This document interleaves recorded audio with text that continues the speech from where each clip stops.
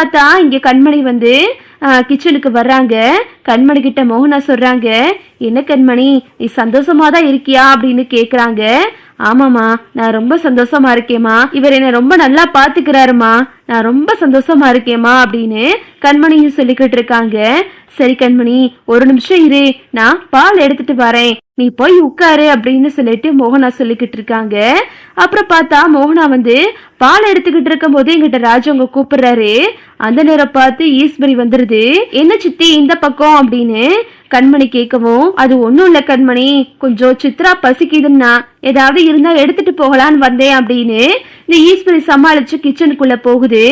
அங்க பார்த்தா கண்மணிக்கு உண்டான பால வந்து இந்த ஈஸ்வரி வந்து கருத்தட மாத்திரையை கலக்குது. இனிமே ராஜாங்கத்தோட மக கண்மணிக்கு வாரிசு இல்லாம ஆகணும், அவ காலம் முழுக்க இப்படியே இருக்கணும், என் பிள்ளையோட வாழ்க்கையை மட்டும் நாசமாக்குனாங்கல்ல, இவங்க மட்டும் சந்தோஷமா இருக்க விட்டுருவனா அப்படின்னு சொல்லிட்டு இந்த ஈஸ்வரி வந்து பிளான போட்டு அந்த பால்ல வந்து கருத்தட மாத்திரையை கலந்துருது. அது மட்டும் இல்லாம கண்மணி வந்து அவங்க மாத்திரைய வந்து டைனிங் டேபிள்ல வச்சிருக்காங்க. அந்த மாத்திரைக்கு பதிலா அதே மாதிரி கருத்தட மாத்திரைய வந்து இந்த ஈஸ்வரி வந்து அந்த மாத்திரை பெட்டியில கலந்து விட்டுருது. இத வந்து ஆறுமுகம் பாத்துறாரு. என்ன இவங்க கையில மாத்திரை இருக்கு, எதுக்கு சம்பந்தம் இல்லாம இவங்க கையில மாத்திரை வச்சிருக்காங்க அப்படின்னு சொல்லிட்டு ஆறுமுகத்துக்கு சந்தேகம் வருது. உடனே ஆறுமுகம் வந்து அந்த மாத்திரை எடுத்து பாக்குறாரு. கண்மணி கிட்ட கேக்குறாரு, கண்மணி இது என்ன மாத்திரை அப்படின்னு கேட்கும்போது, அது ஒண்ணும் இல்லைங்க, நான் கால் குணமாகணும் அப்படின்னு சொல்லிட்டு போடுற மாத்திரை அப்படின்னு கண்மணி சொல்றாங்க. அப்படியா கண்மணி அப்படின்னு சொல்லிட்டு ஆறுமுகம் அந்த மாத்திரையை மட்டும் எடுத்துக்கிட்டு தமிழுகிட்ட போறாரு. ஆறுமுகத்தை பார்த்ததுமே தமிழ் ஓடி வர்றாங்க.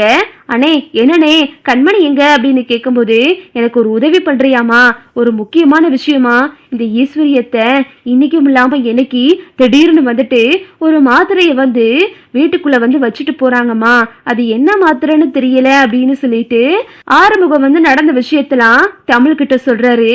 தமிழ் வந்து அந்த மாத்திரையை பார்த்துட்டு, அண்ணே இது கருத்தட மாத்திரனே, குழந்தை பெத்துக்கிறாம இருக்கிறதுக்காக இந்த மாத்திரையை யூஸ் பண்ணுவாங்க அப்படின்னு தமிழ் சொல்லும் போது ஆறுமுகத்துக்கு அதிர்ச்சி ஆயிருது. என்னம்மா சொல்ற அப்படின்னு ஆறுமுகம் அதிர்ச்சியா கேக்குறாரு. ஆமாண்ணே இருங்க ஒரு நிமிஷம் இருந்தாலும் நான் செக் பண்ணிக்கிறேன் அப்படின்னு சொல்லிட்டு தமிழ் வந்து அதை போன்ல போட்டு பாக்குறாங்க. அது வந்து கருத்தட மாத்திரை தான் அப்படின்னு சொல்லிட்டு கன்ஃபார்ம் ஆயிருது. உடனே ஆறுமுகம் வந்து அந்த மாத்திரையை வாங்கிட்டு வீட்டுக்கு போறாரு. வீட்டுக்கு போனதுக்கு அப்புறம் ஈஸ்வரி வந்து அந்த பாலை எடுத்து கண்மணி கிட்ட கொடுத்துக்கிட்டு இருக்கு. ஒரு நிமிஷம் நிறுத்துங்க அப்படின்னு ஆறுமுகம் வந்து ஈஸ்வரி கிட்ட சொல்றாரு. என்னப்பா எதுக்கு நிறுத்த சொல்ற, கண்மணி எப்பவும் பால் குடிப்பால, மோகனாக்கா அங்க பாலை வச்சுட்டு போயிட்டாங்க, அதனாலதான் நான் எடுத்து கொடுத்தேன் அப்படின்னு கிட்ட ஈஸ்வரி சொல்லிக்கிட்டு இருக்கு. அப்புறம் ராஜாங்கத்தை கூப்பிட்டு, மாமா உங்களுக்கு ஒரு விஷயம் தெரியுமா மாமா, இவங்க என்ன காரியம் பண்ணிருக்காங்க தெரியுமா அப்படின்னு ஆறுமுகம் வந்து ராஜாங்கத்துக்கிட்ட சொல்றாரு.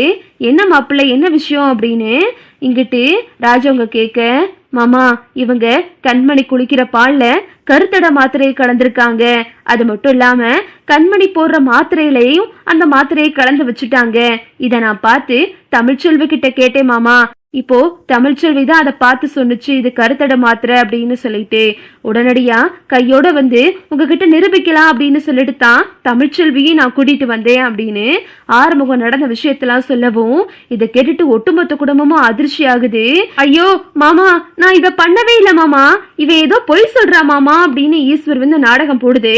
அப்போ இந்த பாலை நீங்க குடிச்சு காட்டுங்க அப்படின்னு ஆறுமுகம் சொல்லவும், நான் குடிக்க மாட்டேன் அப்படின்னு அந்த பாலை வந்து ஈஸ்வரி தட்டி விட்டுருது. இத பார்த்துட்டு ராஜாங்கத்துக்கு கோவம் வந்துருது.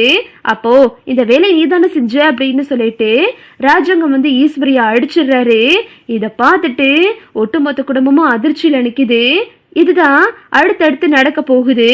ஓகே விவோஸ், இந்த வீடியோ உங்களுக்கு பிடிச்சிருந்தா லைக் பண்ணுங்க, ஷேர் பண்ணுங்க, மறக்காம நம்ம சேனலை சப்ஸ்கிரைப் பண்ணிக்கங்க. தேங்க்ஸ் ஃபார் வாட்சிங்.